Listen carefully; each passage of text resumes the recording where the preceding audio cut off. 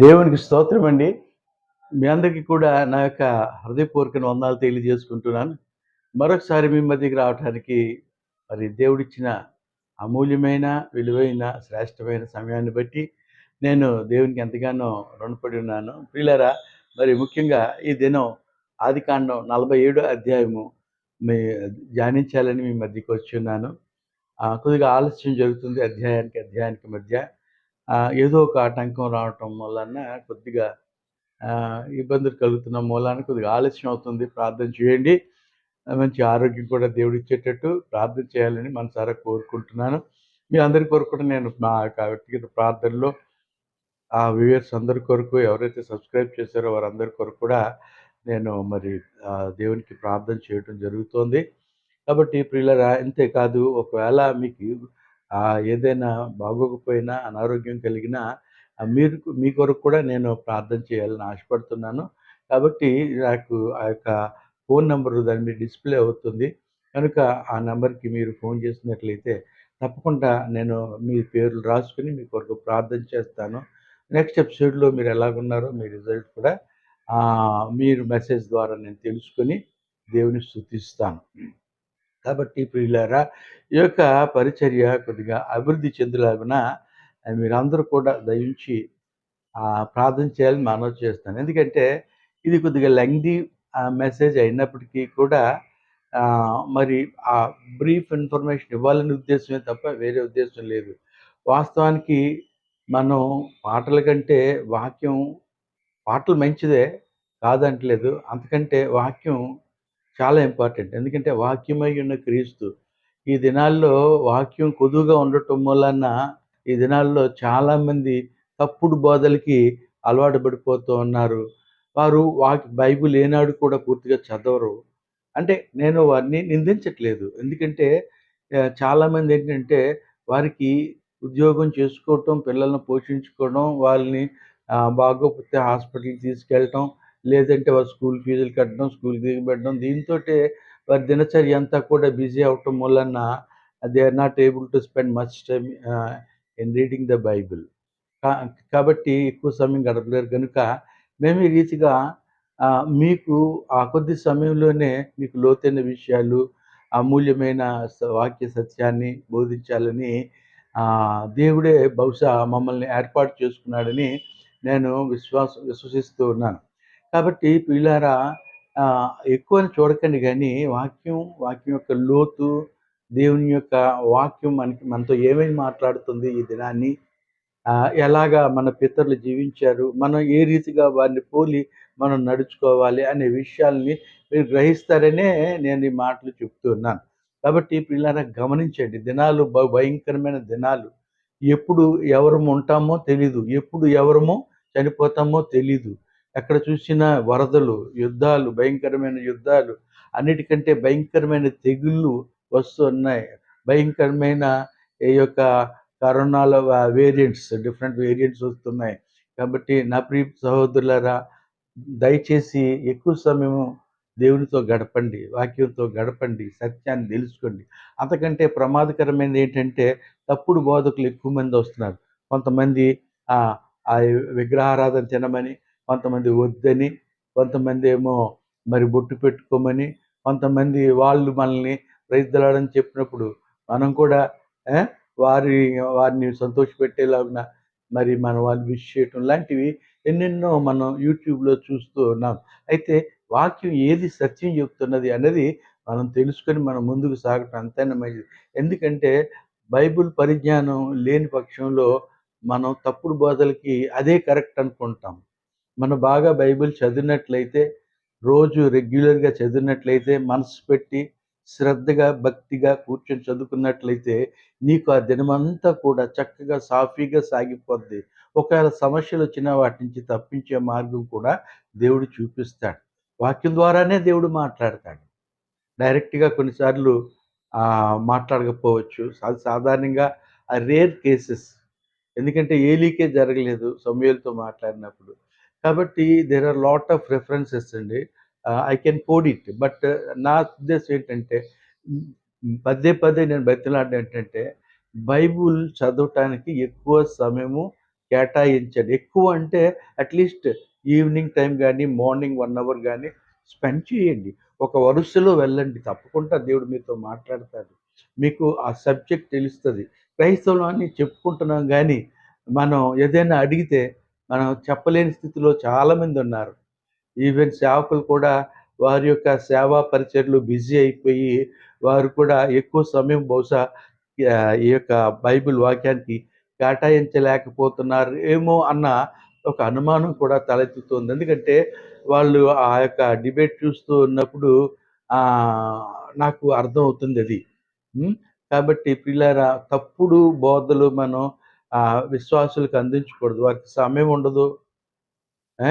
కాబట్టి ప్రియులారా, దయచేసి మీరు వాక్యం ఉన్నది ఉన్నట్లుగా rightly dividing the word of God అని చక్కగా విభజించి అర్థమయ్యే రీతిలో అది మన ఆత్మీయ స్థితిని పెంచేదిగా ఉండాలి. దిగజార్చేదిగా, డిస్కరేజ్ చేసేదిగా కాకుండా.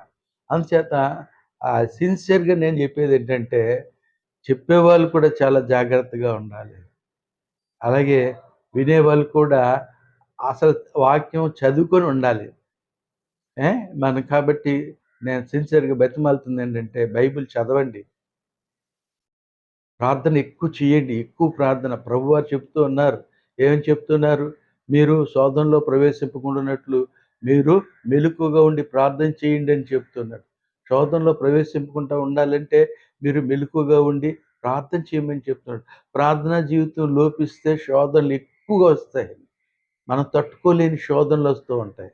కాబట్టి నా ప్రియ సహోదరుడా, ప్రియ సహోదరి, ఒక దైవజనుడిగా, ఒక పెద్దగా నేను రిక్వెస్ట్ చేస్తున్నానేంటంటే, ఆహ్, వాక్యానికి కూడా ఎక్కువ ప్రాధాన్యత ఇవ్వండి.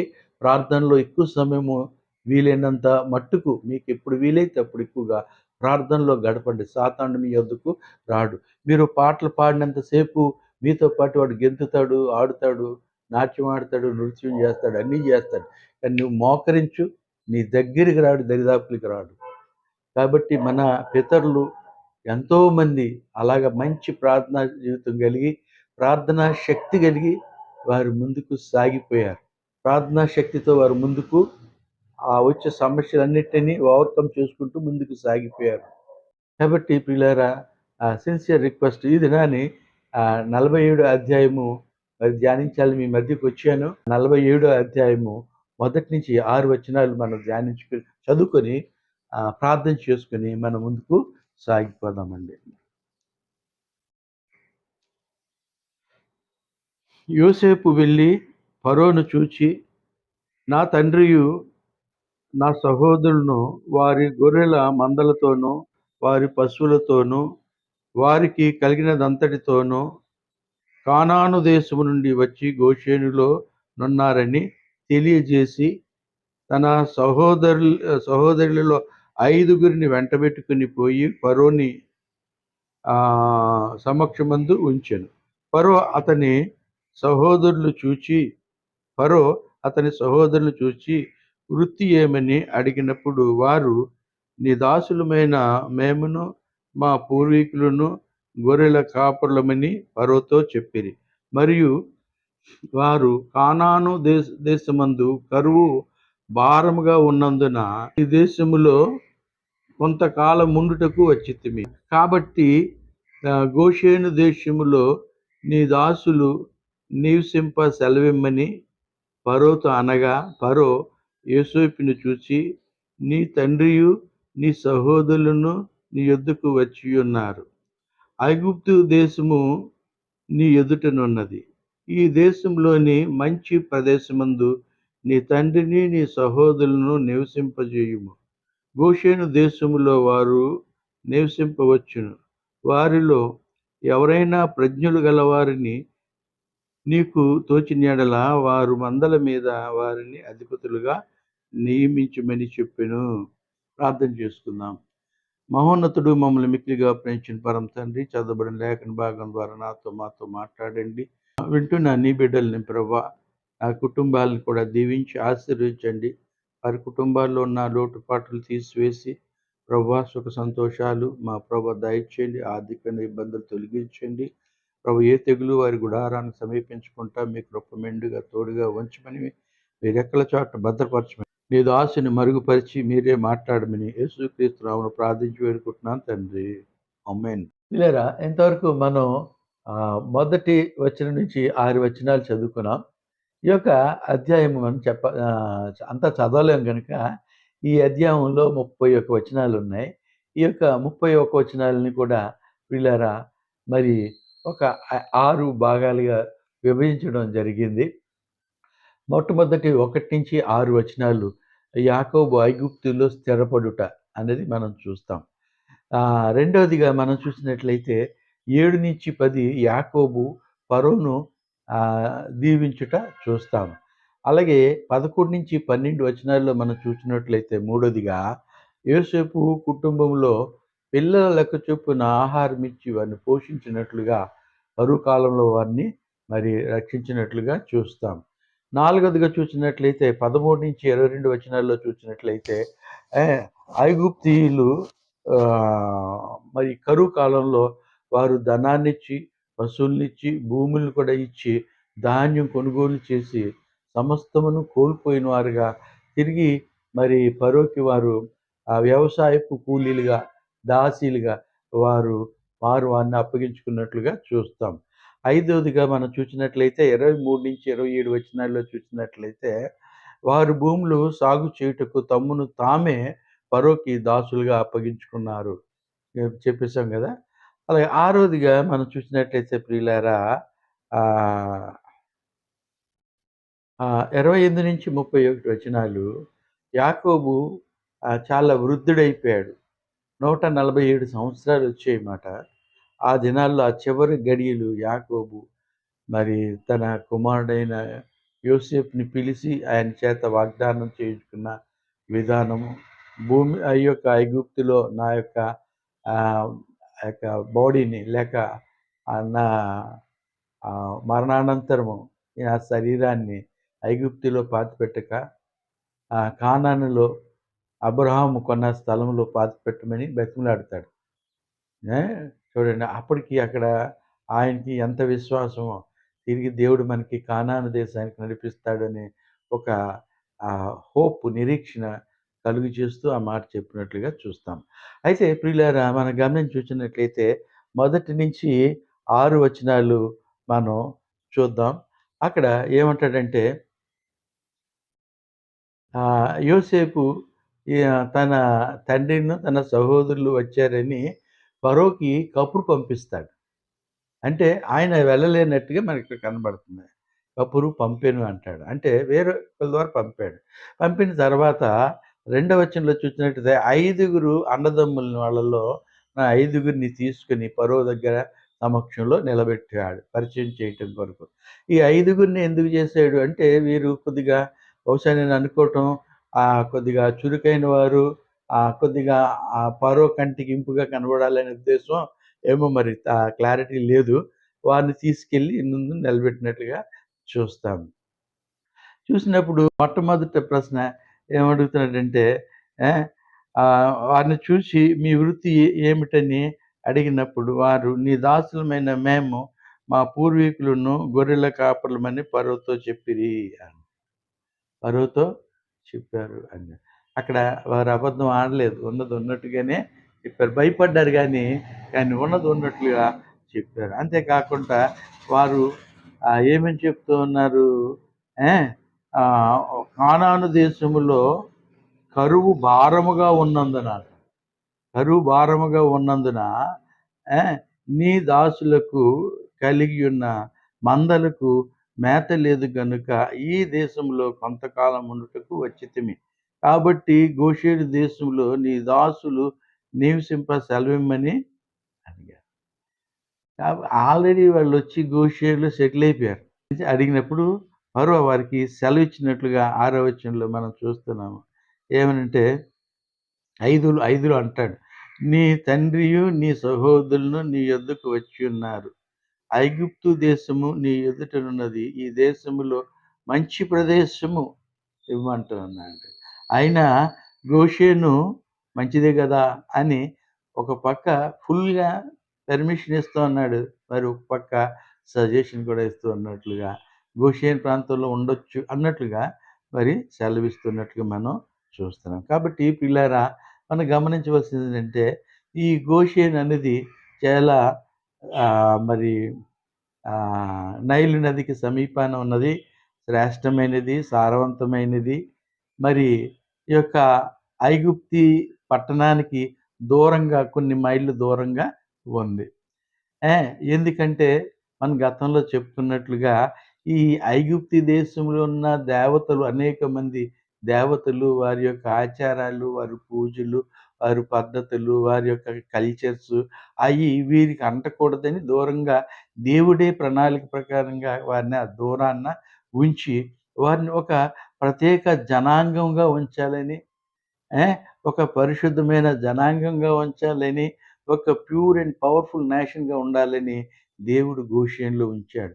దీన్నే మనం ప్రస్తుతం ఇజ్రాయేలీలు ఐరన్ డూమ్ అంటాం గదా! వాళ్ళ మీదకి ఎటువంటి శత్రు దేశాలు అటాక్ చేయకుండా అలాగా వారి చుట్టూ కూడా దేవుని కాపుదల ఉంచి 10 తెగుళ్ళొచ్చినా సరే ఆ గోషేను మీదకి రాలేదని మనం నిర్గమాకాండంలో మనం చూస్తూ ఉన్నాం. అంతేకాదు ఇక్కడ మనం గమనించవలసిందేంటంటే కొన్నిసార్లు మనకి సమస్యలొచ్చినప్పుడు మన క్రైస్తవులే ఒక సీఎము, పీఎము అయితే పార్లమెంట్‌లో అయితే మనకి మన తరపున మాట్లాడతారు, మనకి సహాయం చేస్తారు అని కొన్నిసార్లు మనం భావిస్తాం. కానీ వాస్తవానికి ఏంటంటే దేవుడు అన్యులను కూడా వాడుకుంటున్నాడు. ఇక్కడ ఫరోని పర్మిట్ చేసాడు గదా! గోషెన్ దేశంలో ఉండటానికి. ఈ జెంటైల్ కింగ్ ఐగుప్తి రాజు. దేవుడు వాడుకున్నాడు. మనం అలా చూసినట్లయితే మనం ఎంపీలు, ఎమ్మెల్యేలు అయితేనే మన పవర్ అని కాదు. అందరికంటే పవర్‌ఫుల్ గాడ్ మనకున్నాడు. నిర్ణయాలు నిర్ణయించేది ఆయనే. శాసనాలు చేసింది ఆయనే. శాసనాలను తిరిగి రాయించింది ఆయనే. ఎస్తేరు గ్రంథంలో మనం చూస్తున్నాం గదా! కాబట్టి ప్రియులారా, మన ప్రభువు వీరందరికీ అతీతుడు ఆయన. సర్వశక్తి కలిగినటువంటి వాడు. కాబట్టి రాజులను నియమించేవాడు ఆయనే, రాజ్యాలను నిలబెట్టేవాడు ఆయనే, కూల్చేవాడు ఆయనే. కాబట్టి వీళ్ళ ఆయనకి అసాధ్యం లేదు. ఇప్పుడు ఫరో పర్మిట్ చేసాడు. ఫరోయే కాదు మనం చూసినట్లయితే ఆ యొక్క ఎస్తేరు గ్రంథంలో అశ్వరీష్ రాజు యొక్క యూదా జనాంగాన్ని రక్షించడానికి అశ్వరీష్ రాజుని దేవుడు వాడుకోలేదా? అలాగే మనం చూసినట్లయితే ప్రియులారా ఆహ్, నెబుకద్నెజరు రాజుని దేవుడు వాడుకోలేదా? చెప్పండి. అలాగే మనం చూసినట్లయితే ఆహ్, అగస్టిన్ ఒక ఒక అన్యుడు ప్రభువుని నమ్ముకున్న తర్వాత మరి ఈ యొక్క క్రైస్తవ్యంలో క్రిస్టియన్‌డమ్‌లో ఎన్నో మార్పులు తీసుకొచ్చిన వాడుగా కనబడుతూ ఉన్నాడు. ఆ! అలాగే సీజర్ కూడా మరి ఎన్నో కైసర్ అంటాం కదా! కైసరు కూడా ద్వారా కూడా దేవుడు కార్యాలు చేస్తున్నట్లుగా చూస్తున్నాం. ఇంకా చాలా ఉన్నాయి రిఫరెన్సెస్ సమయం లేదు కనుక. సో, దేవుడు అన్య జనాంగాన్ని కూడా తన ప్రణాళికను నెరవేర్చుకోవడానికి వాడుకుంటాడు. తన ప్రజల్ని కాపాడుకోవడానికి వాడుకుంటాడు. గుర్తుంచుకోండి. దయచేసి ఏదో మనం ఇది చెయ్యాలని అనుకోవద్దు. మనం దేవుడు కావాలనుకుంటే అన్య రాజులు సైతం ఆహ్, మన కొరకు ఆయన దేవదూతలే మనకి పరిచర్య చేయడానికి ఆయన హెబ్రీ పత్రిక మనం చూస్తున్నాం మొదటి అధ్యాయంలో కదా! ఈ పరిచర్య చేయటానికి తను నమ్ముకున్న బిడ్డల్ని తన విశ్వాసులకు వీరు చేయరా? వీరిని వీరి చేత చేయించడా? చేస్తాడు. బట్ మనకు ఆయన మీద పూర్తయిన సార్వభౌమాధికారానికి మనం పరిపూర్ణంగా అప్పగించుకున్నట్లయితే డెఫినిట్‌గా ఆయన మనకి కార్యాలు చేస్తాడు. అద్భుతాలు మన ద్వారా దేవుడు చేసి చూపిస్తూ ఉంటాడు. కాబట్టి ఇక్కడ ఈ యొక్క 6 వచనాల్లో మనం నేర్చుకోవాల్సింది ఏంటంటే ఫరో ఆహ్, ఫరోని దేవుడు వాడుకున్నట్లుగా ఫరో ద్వారా ఆ దేశంలో వారికి శ్రేష్టమైన సారవంతమైన భూమి వారికి అప్పగించినట్లుగా మనం చూస్తాం. అంతేకాదు ఫరో దగ్గర ఆ అన్నదమ్ముల్లో 5గురిని ఫరో యొక్క మరి ఆ యొక్క పశువుల మీద ఆహ్, వారిని అధిపతులుగా నియమించినట్లుగా మొదటి 6 వచనాల్లో మనం చూస్తాం. ప్రియులారా అలాగే మనం ముందుకు పోయినట్లయితే ప్రియులారా ఆహ్, రెండో భాగంగా 7-10 వచనాలు మనం చూసినట్లయితే అక్కడ యాకోబు ఫరోని దీవించినట్లుగా మనం చూస్తాం. జనరల్‌గా మనం 7వ వచనంలో మనం చూసినట్లయితే, మరియు యోసేపు తన తండ్రి అయిన యాకోబును లోపలికి తీసుకొని వచ్చి ఫరో సమక్షమందు అతన్ని నుంచగా యాకోబు ఫరోను దీవించెను అంటాడు. ఇక్కడ జనరల్‌గా ఫరోని దీవించడం అంటే క్యాజువల్‌గా మన కొత్త వ్యక్తి వచ్చినప్పుడు క్యాజువల్‌గా మనం గ్రీట్ చేస్తాం. Hello brother, how are you? God bless you అంటాం. అది మామూలుగా పరిచయం చేసేటప్పుడు జరిగిద్దని అంటాడు.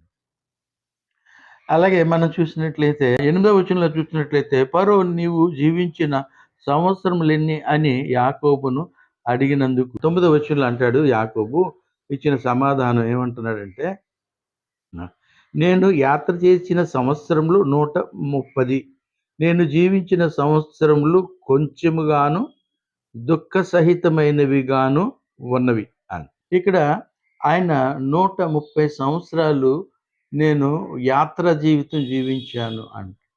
జస్ట్ లైక్ పిల్గ్రిమేజ్ అన్నమాట. జీవించాను. కానీ అవన్నీ కూడా ఎలాగున్నాయని చెప్తూ ఉన్నాడు. నేను జీవించిన సంవత్సరంలో కొంచెముగాను దుఃఖ సహితముగా ఉన్నవి. కొంచెము దుఃఖ సహితముగా ఉన్నాయి. యాత్రా దినం కొంత కొంత అంటే లాబాను దగ్గర ఎక్స్‌పీరియన్సు, తర్వాత ఆ యొక్క ఆహ్, అన్న దగ్గరికి ఎళ్ళేటప్పుడు అక్కడ ఆ యొబ్బేకు రేవు దగ్గర ఆయన మరి ప్రార్థన చేసి దేవునితో పెనుగులాడటం, అలాగే షెకెములో ఇవన్నీ కూడా కొంత దుఃఖకరములే. యాకోబు జీవించింది 147 సంవత్సరాలు. అయితే అబ్రహాం జీవించింది 175 సంవత్సరాలు. అలాగే మనం చూసినట్టు ఇస్సాకు 180 సంవత్సరాలు. ఆయన 130 సంవత్సరాలు జీవించినా ఆయన యాత్ర దినాలు కూడా తక్కువే. అలాగే 147 సంవత్సరాలు జీవించినప్పటికీ కూడా అది కూడా వారి పితరుల కంటే ఆయన జీవితము తక్కువే అని, అవి నా పితరుల యాత్ర చేసిన దినములలో వారు జీవించిన సంవత్సరములన్నీ కాలేదని ఫరోతో చెప్పాడు. చెప్పి ఇప్పుడు ఫరోను దీవించి ఫరో యొద్ద నుండి వెళ్ళిపోయాడు. ఇప్పుడు ఆయన దీవించిన దీవెన కరెక్ట్ అన్నమాట. ఆయన నిజానికి చెప్పాలంటే ఒక ఐగుప్తుకే రెండో స్థానంలో ఉన్న ఒక యోసేపు తండ్రిగా ఒక రాయల్ ఇన్విటేషన్ ఆయనకి వచ్చింది.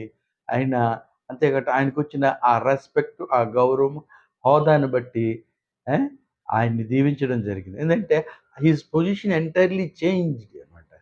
కుమారుడు ద్వారా ఆయనకొచ్చిన ఆ యొక్క ఇది, అంటే కుమారుడని కాదు గానీ నిజమే.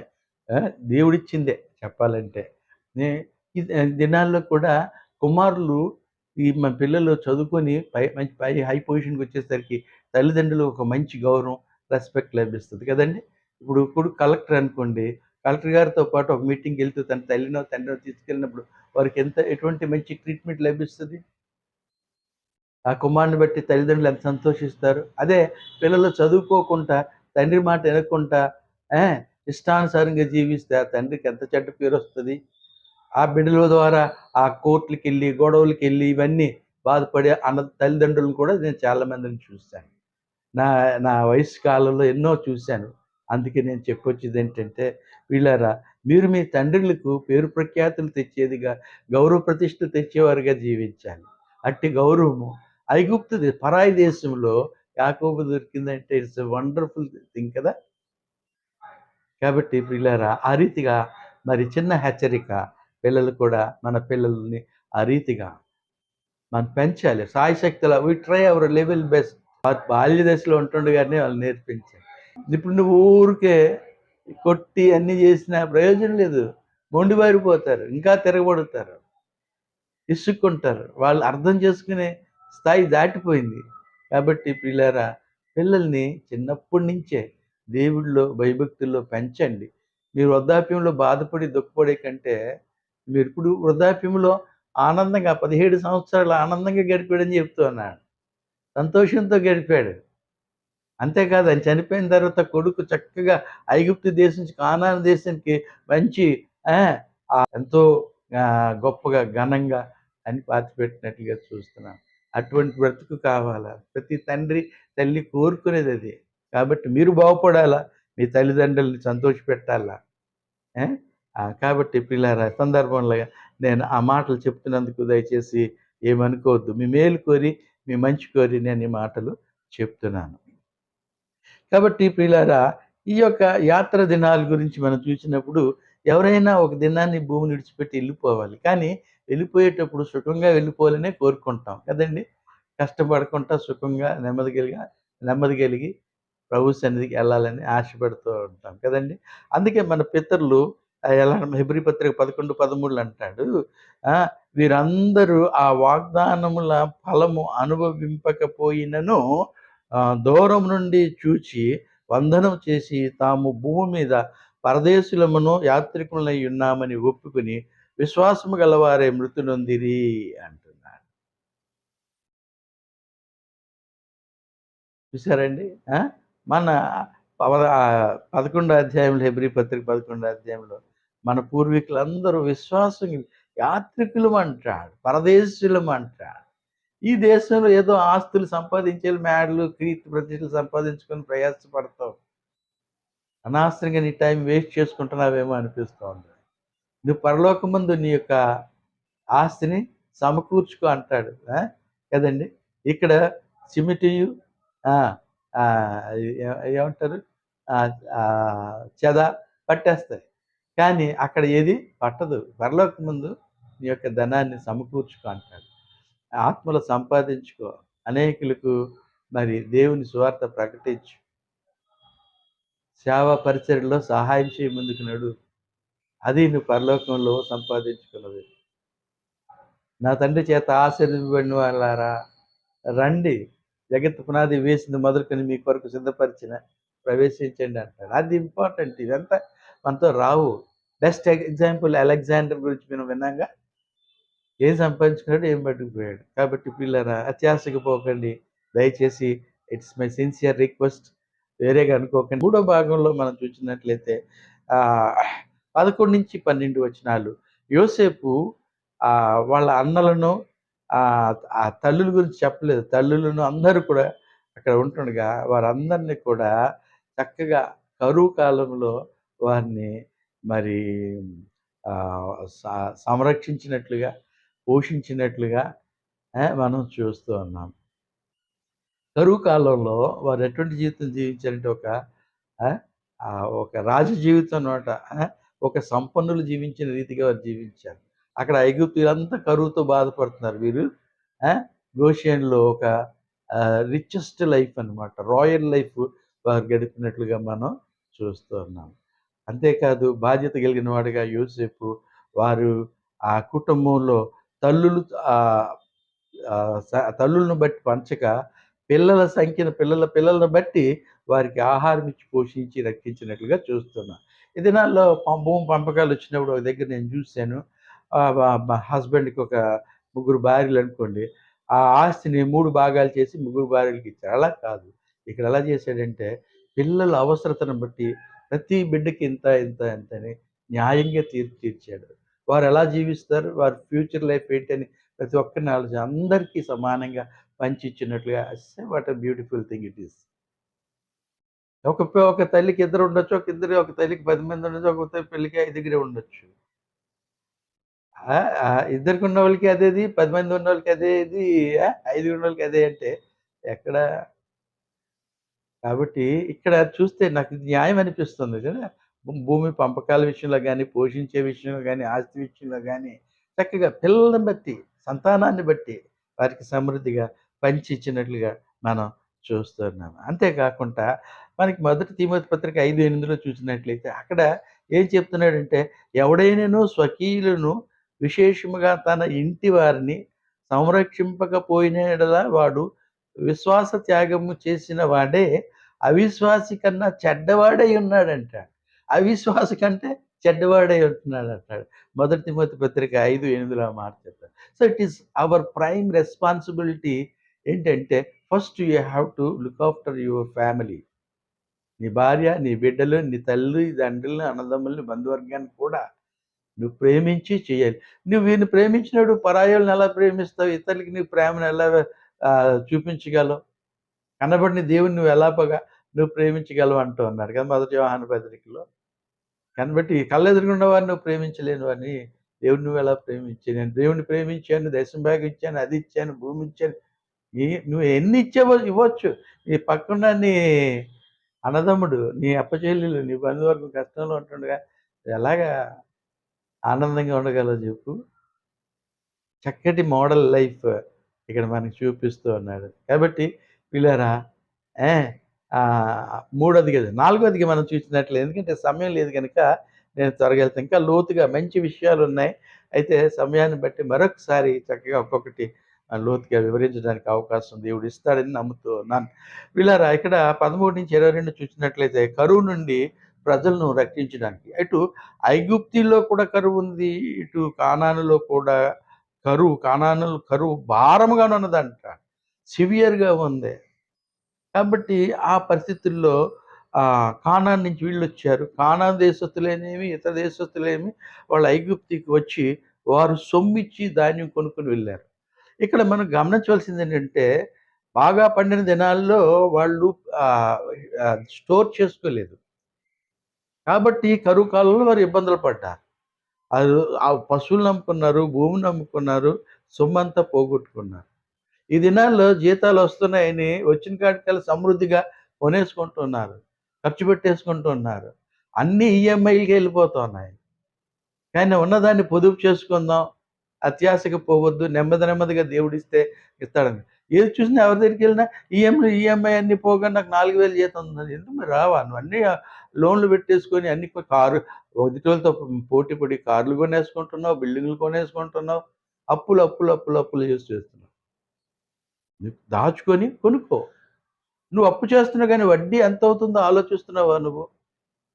నేను ఇలా అంటున్నాను, బాధపడద్దు. నువ్వు తీసుకున్న దానికంటే నువ్వు చెల్లించే వడ్డీ ఎక్కువ.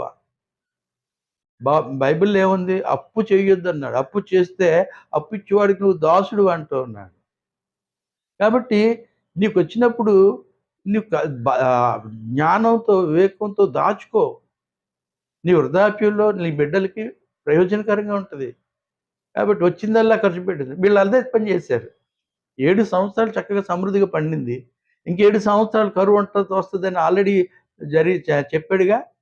జాగ్రత్త పడాలిగా. జాగ్రత్త పడలేదు కనుక వాళ్ళు ఏం చేశారంటే, మనం చూద్దాం 11వ వచనంలో మనం చూసినట్లయితే 15వ వచనంలో వారు సొమ్మిచ్చుకున్నారు. అంటే మనీ, వారి దగ్గర సొమ్మంతా, డబ్బంతా వెళ్ళిపోయింది. 16లో చూసినట్లే పశువులను కూడా ఇచ్చి ధాన్యం కొనుక్కున్నారు. ఇంకా కరువు ఎక్కువైపోయింది. ఇంకా వాళ్ళే మిగిలామయ్యా, మేమే మిగిలాము, మాకు పొలాలు మిగిలాయి, ఇంక మా దగ్గర ఏముందయ్యా, దయచేసి మా ప్రాణాలు పోకుండా కాపాడు, ఈ భూములు కూడా నువ్వు తీసుకొని బతిమలాడినప్పుడు ఆ భూమి కూడా తీసుకొని ఆ డబ్బు, పశువులు, భూములు అంతా కూడా ఆయన ఫరో పేరట యోసేపు అప్పగించినట్లుగా చూస్తున్నాం. ఫరో ఆస్తిలోకి వచ్చినట్లుగా చూస్తున్నాం. అంత నమ్మకంగా పనిచేశాడు యోసేపు. చాలా నమ్మకస్తుడు, తెలివిగా, జ్ఞానం కలిగి దైవ జ్ఞానంతో గెలిచాడు. ఎందుకంటే దైవభక్తి గలవాడు కనుక దైవ జ్ఞానం పొందాడు. నువ్వు దైవభక్తి లేకుండా ఇష్టానుసారంగా జీవిస్తే you cannot find the will of God. And మనం గతంలో చెప్పుకున్నట్లుగా ఆయన నీకు కోరుకోవాల్సిన మార్గాన్ని నేర్పుతానంటున్నాడు కీర్తన గ్రంథంలో. If you submit your self to the all mighty God, definitely God will show you the way and he will teach you and guide you in a proper way అని నేను చెప్తూ ఉన్నాను. To have a peaceful life. కాబట్టి దేవుడికి నువ్వు సమర్పించుకో, దేవునికి లోబడు, వాక్యానికి లోబడు, సత్యానికి లోబడు. అసలు బైబిల్ చదువు. బైబిల్ నీకు అనేక Bible is nothing but it's a manual of our life అండి. మన జీవితంలో ఎలా జీవించాలి అన్నది మనకి చెప్తుంది. ఒక సెల్ ఫోన్ కొంటే అది ఎలా వాడాలో ఆ బుక్ పంపిస్తాడు. ఆ బుక్ ప్రకారంగా అయితే కంప్లీట్గా దాన్ని మనం వినియోగించగలం.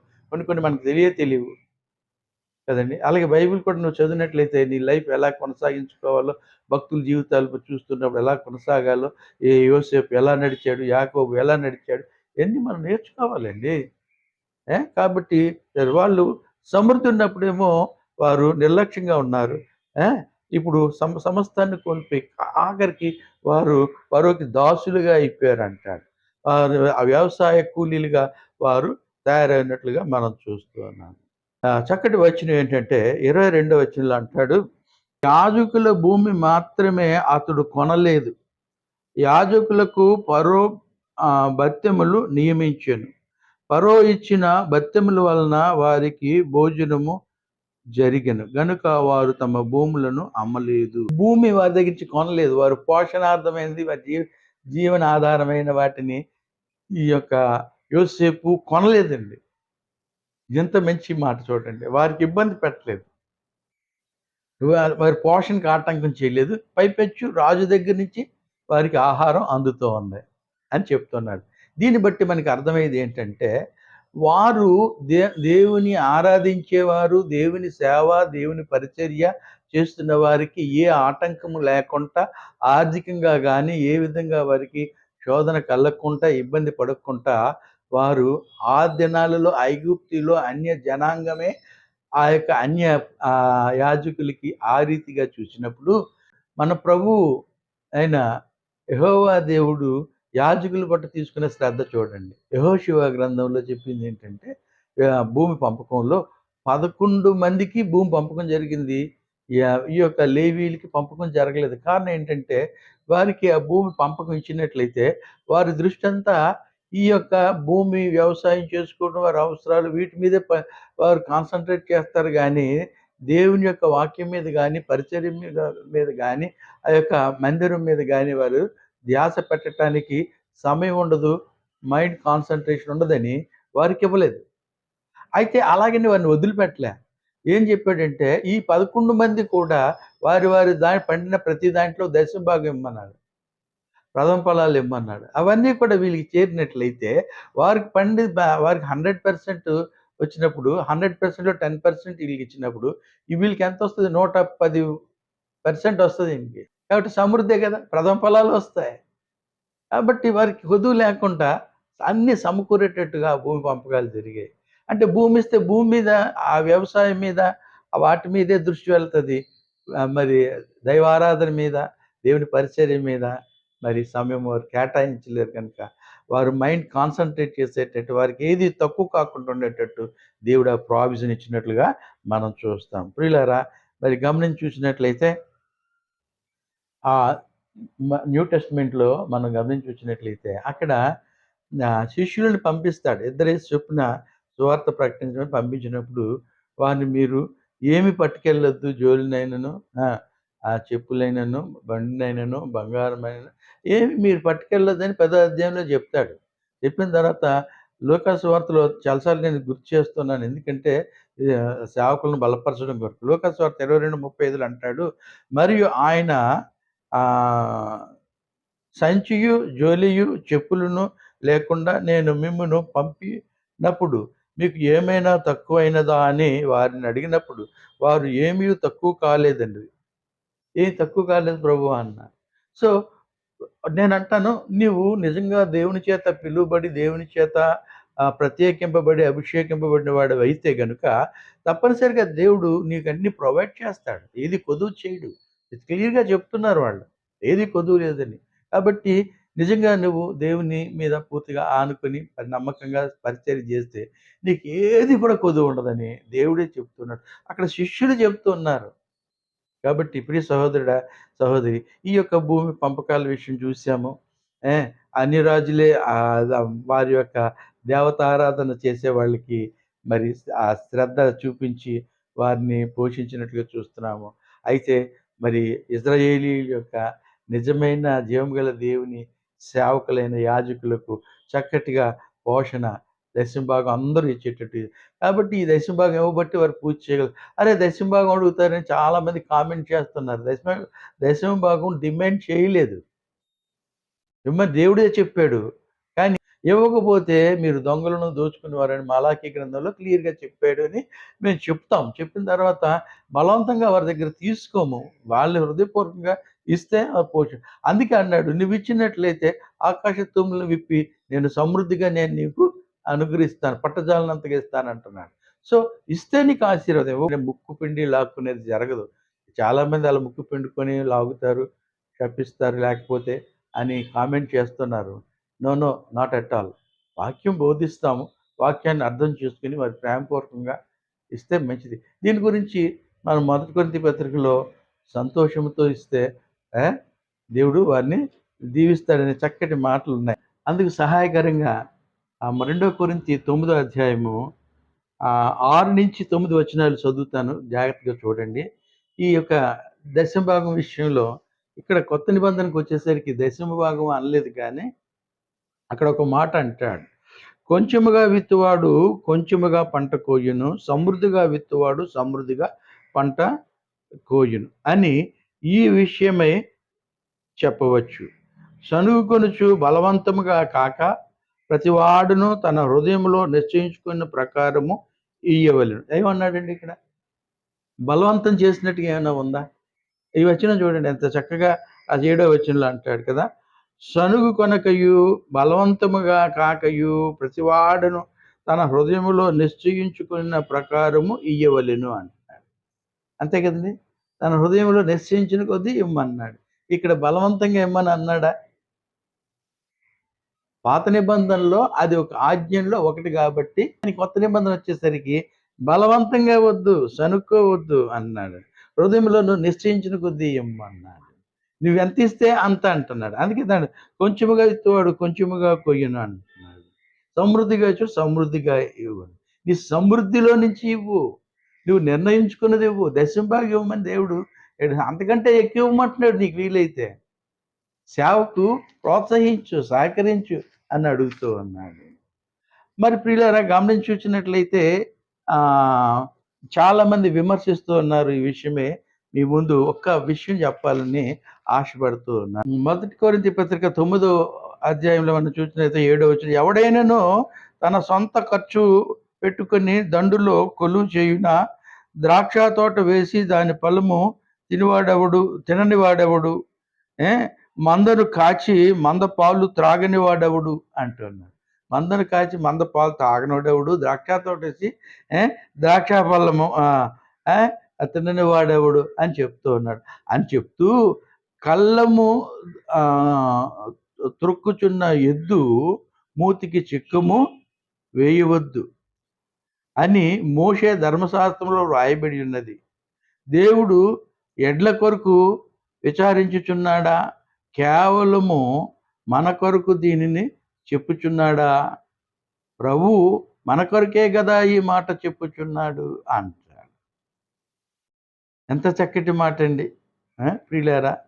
అలాగే కిందకు వస్తే అంటాడు, సువార్త చెప్పువాడు సువార్త ద్వారా జీవించును అంటాడు. మరి ఎలా జీవిస్తాడండి? యాజకుడికి అమౌంట్ లేకపోతే ఎలా జీవిస్తాడు?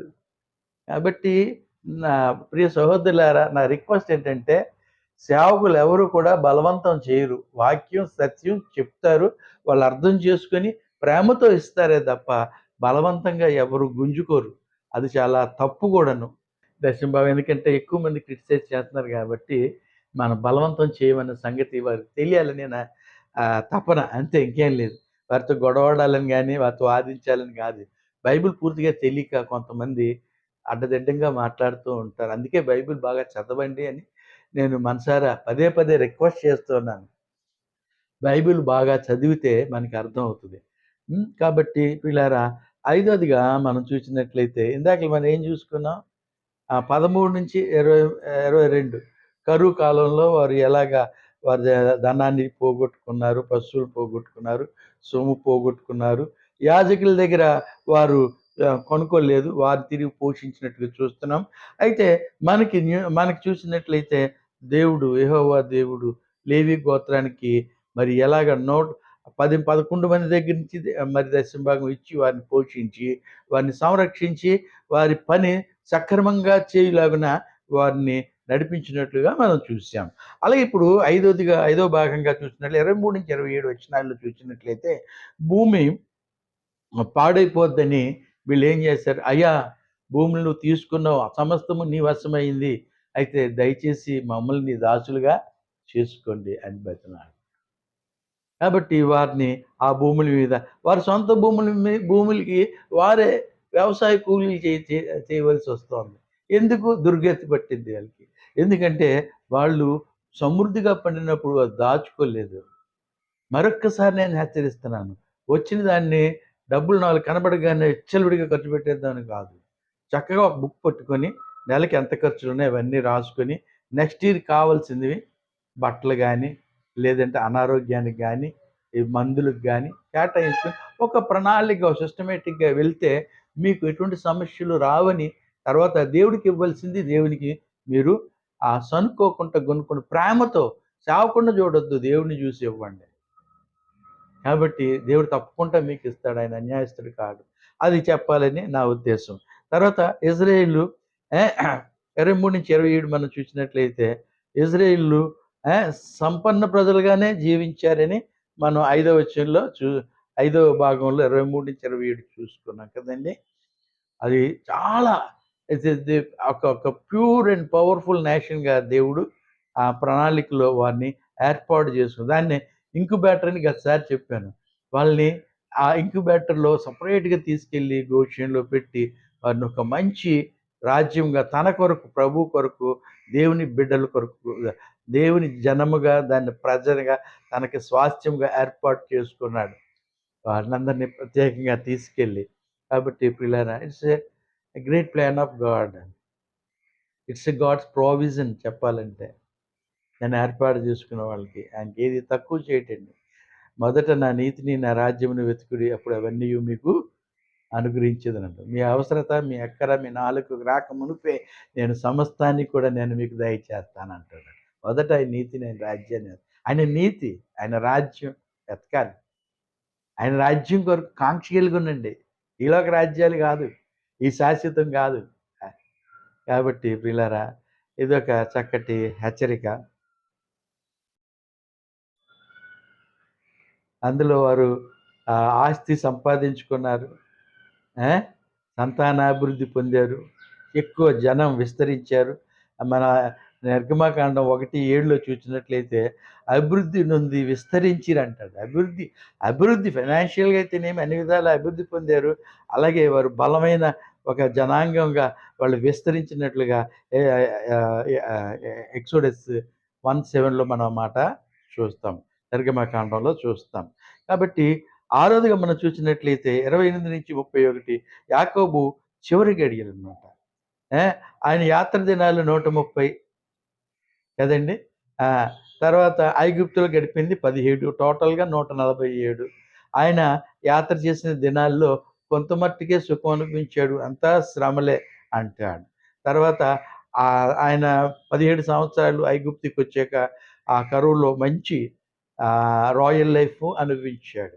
అనుభవించి ఇంకా వయసు అయిపోతున్న సమయంలో కుమారుడిని పిలిచి అన్నాడు, నాయనా యోసేపు నాకు వయసు అయిపోతోంది. ఒకవేళ దేవుడు పిలిచినా పిలవచ్చు. పిలిస్తే నా యొక్క ఈ దేహాన్ని, ఈ ఈ యొక్క శరీరాన్ని ఐగుప్తులో మాత్రం పాతిపెట్టొద్దు. చిన్నగా కానానుకి తీసుకెళ్ళి అక్కడ నా పితరుడైన అబ్రాహాము నా పితరుని పాతిపెట్టిన స్థలంలో పాతిపెట్టని ఆయన చెయ్యి తీసి తొడ కింద పెట్టుకొని ప్రమాణం చేయించుకుంటాడు. ఎలియాజరుతో కూడా అబ్రాహాం అలాగే తన బిడ్డకి ఆ భార్యను ఎతుకటంగా అలాగే ప్రమాణం చేశాడు. అప్పుడు ఆచారం అది. కాబట్టి ఆ ప్రకారంగా మరి యోసేపు తండ్రి యొక్క ఆ కోరికను మన్నించి ఒప్పుకొని ఆ రీతిగానే మరి 50వ అధ్యాయంలో అయితే ప్రియులారా చాలా చక్కగా ఆయన్ని తీసుకెళ్ళినట్లుగా మనం చూస్తాం. చివరిగా చూసినట్లయితే 116, 15 వచనం. అక్కడంటది యెహోవా భక్తుల మరణము ఆయన దృష్టికి విలువగలది అంటాడు. యాకోబు చివరి దినాల్లో ఆయన చనిపోయిన తర్వాత ఆయన మరణమట చాలా విలువగలదంట. 40 దినాలు మరి వైద్యులను రప్పించి ఆ శరీరానికి బాగుగా ఆ యొక్క సుగంధ ద్రవ్యాలతో ఆ యొక్క మెడిసిన్స్‌తో సిద్ధం చేశారు. 40 డేస్ సిద్ధం చేసేటి 70 దినాలు వారు ఎట్టి సంతాప దినాలుగా ప్రకటించారు. వారు మరి కానాను దేశానికి ఎంతో వైభవంగా ఆ!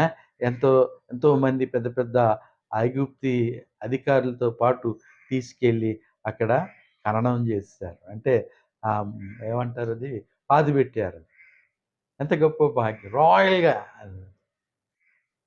కాబట్టి ఆయన ఇక్కడ మనం ఒకటి గమనించాలి. కానాను దేశంలో పాతిపెట్టమన్నాడు. కానాను దేశం ఎందుకంటే కానాను దేశాన్ని తిరిగి దేవుడు మనకిస్తాడని అక్కడ ఒక విశ్వాస సహితమైన మనకొక నిరీక్షణను అక్కడ చూపిస్తూ ఉన్నాడు ప్రజలకి. అన్య జనాంగం మధ్య కానాను గురించి చెప్తూ ఉన్నాడు. అంటే జీవం కలిగిన దేవుని యొక్క వాగ్దానం నెరవేరుతదని ఆ ప్రజలకి ఒక రకమైన హెచ్చరికగా చెప్తున్నట్లుగా మనం చూస్తున్నాం. కాబట్టి భక్తుల మరణం దేవునికి చాలా విలువ గలదండి. కాబట్టి దేవుడు ఊరికనే ఎవరిని పోనివ్వడండి.